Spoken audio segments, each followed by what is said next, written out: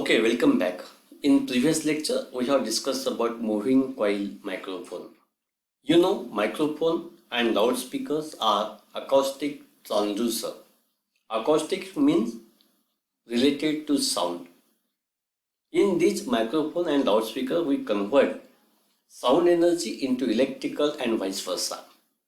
For example, in microphone, we convert sound energy into electrical energy, and in loudspeaker, we convert electrical energy into sound energy. Got it? Now we'll see how these microphones and loudspeaker works. In previous section, we have discussed about condenser microphone.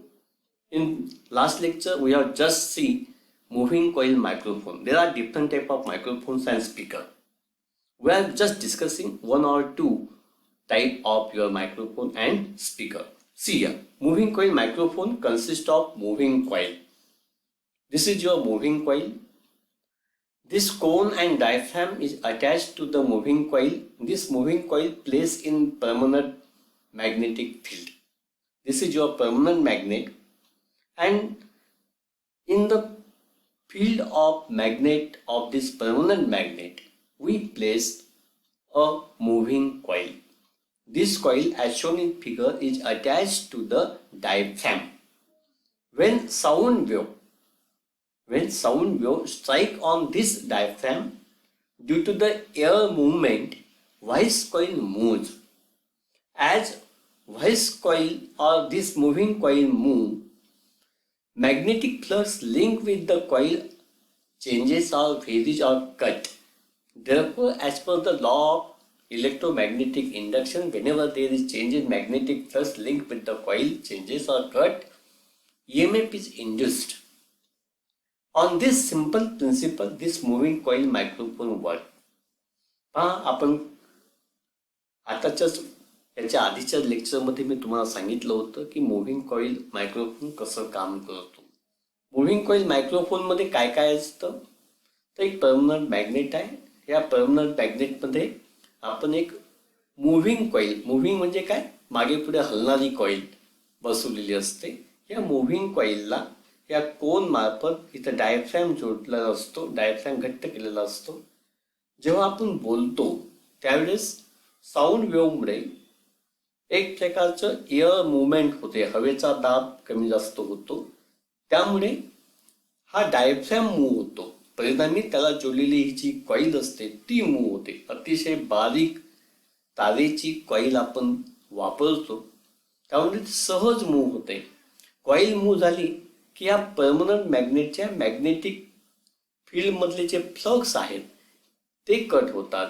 आणि magnetic flux cut झाले, तुम्हाला माहिती आहे की जेव्हा चुंबकीय flux cut होतात त्यावेळेस तिथं EMF तयार होतो. अशा पद्धतीने साऊंड वेव्हचं रूपांतर इलेक्ट्रिकल आउटपुटमध्ये मिळतं. हे इलेक्ट्रिकल आउटपुट आपण हे लक्षात घ्या, आपण जे बोलतोय ते कंटिन्युअस व्हेरिएशन असतं. It is nothing but the wave motion. Therefore, here we get alternating current. आपल्याला कोणत्या प्रकारचं सिग्नल मिळतं, AC प्रकारचं आउटपुट मिळतं. हे आउटपुट तुम्ही ॲम्प्लिफायरला देऊन वाढवू शकतात, सिरावरती पाहू शकतात. म्हणजे directly we are converting sound energy into the electrical output. There is no need of external battery. Therefore this is your active transducer. हा कोणता ट्रान्सड्यूसर झाला तुमचा, ॲक्टिव्ह. ओके, इथं आपण मुव्हिंग कॉईल वापरलेली आहे आणि तो आवाजाचं रूपांतर इलेक्ट्रिकल सिग्नलमध्ये करतो, म्हणून त्याला आपण मायक्रोफोन असं म्हणतो. हा आवाजाशी संबंधित ट्रान्सड्यूसर आहे, म्हणून त्याला अकॉस्टिक ट्रान्सड्यूसर असं म्हणतात. ओके, आता आपण पुढे जाऊया लाऊडस्पीकरकडे. जसं मायक्रोफोन आहे तसं loudspeaker. What is loudspeaker? Speaker convert our electrical signal into audio output. म्हणजे ऑडिओ म्हणजे काय, आपल्या कानाला ऐकायला येईल. 20 हर्ट्ज ते 20 किलोहर्ट्जच्या फ्रिक्वेन्सीचे जे सिग्नल असतात त्याला आपण ऑडिओ असं म्हणतो. Loudspeaker convert our electrical signal into audio output. Got it? There are different type of loudspeaker. Here is the list. Generally, we use moving coil loudspeaker.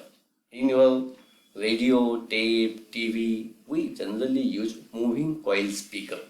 Okay, we'll see the structure of moving coil loudspeaker. See, just like your moving coil microphone, construction of moving coil loudspeaker is same. पहा, moving coil microphone मध्ये जसं एक permanent magnet होता तसं इथं एक permanent magnet आहे.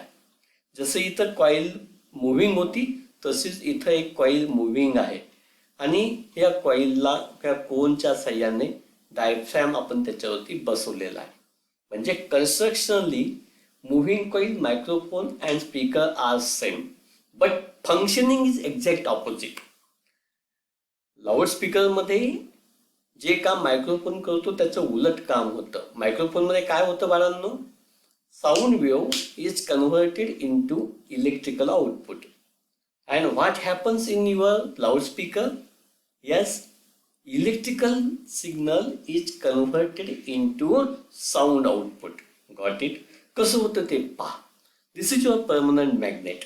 या परमनंट मॅग्नेटच्या मॅग्नेटिक फील्डमध्ये ही कॉइल, काही लोक त्याला मुव्हिंग कॉइल म्हणतात, काही लोक त्याला व्हॉइस कॉइल म्हणतात, काही लोक त्याला मॅग्नेटायझिंग कॉइल असंही म्हणतात.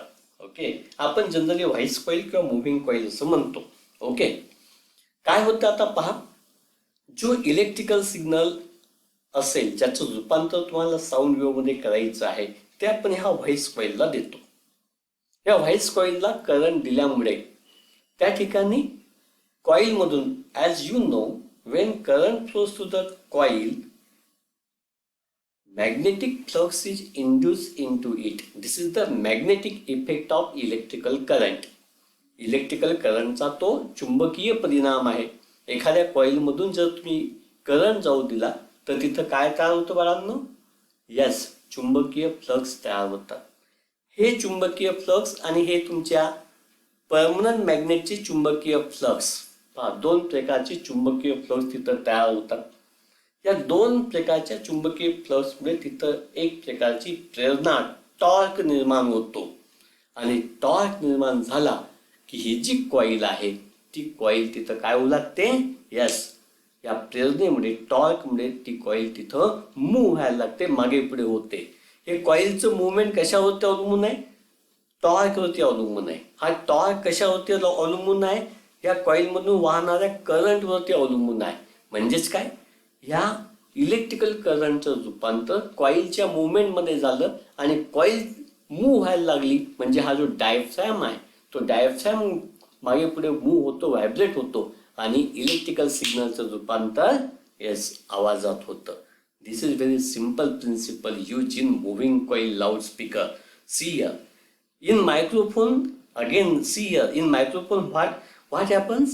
Sound wave is converted into electrical signal. In microphone, due to when we speak, due to this air movement, moving coil moves.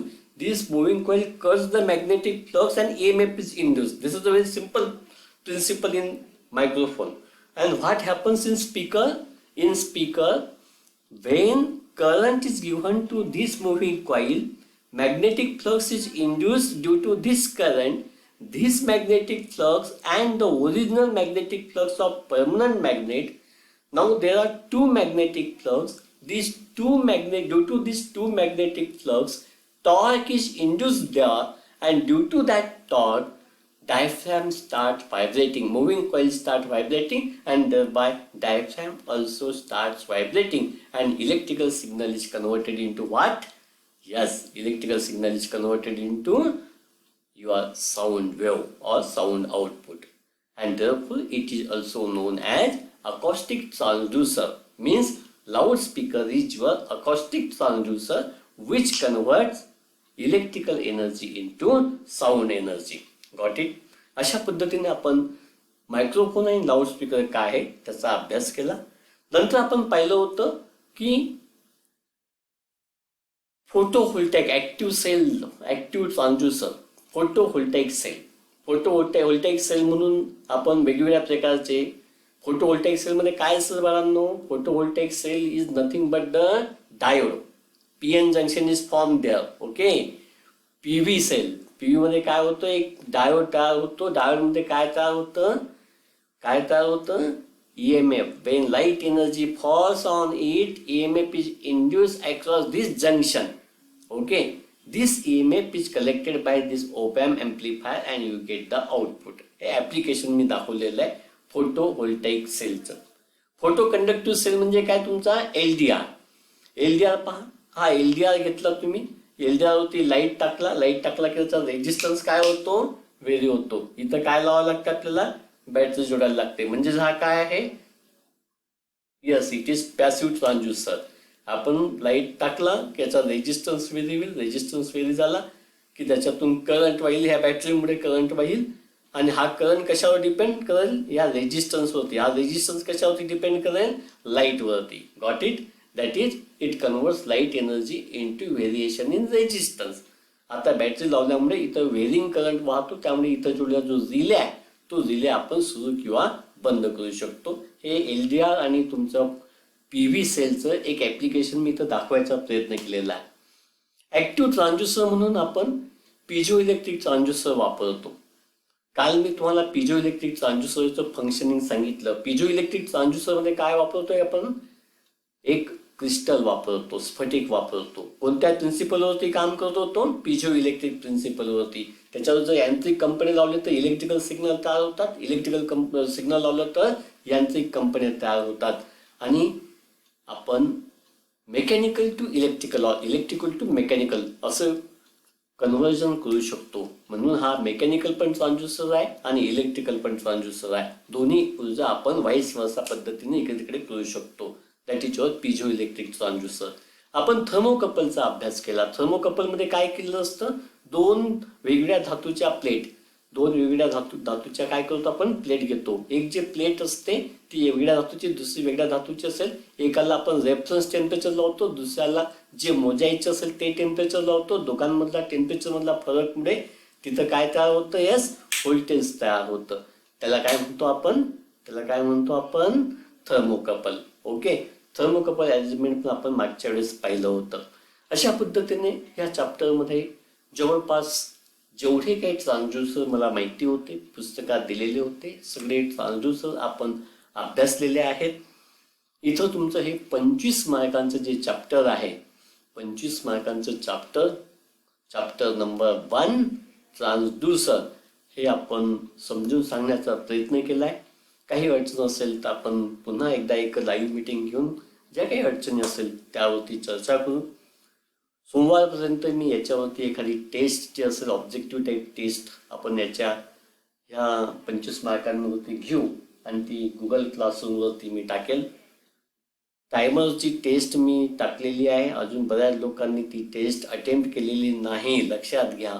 ज्यांनी केली नसेल त्यांनी ती टेस्ट अटेम्प्ट करून तो फॉर्म मला सबमिट करा. उद्या आपण 4 वाजता मीटिंग घेतलेली आहे. सगळ्यांनी त्या मीटिंगला जॉईन व्हायचं. पालकांसोबत जॉईन झाला तर आनंद होईल, म्हणजे त्यांच्या अडचणी मला समजतील.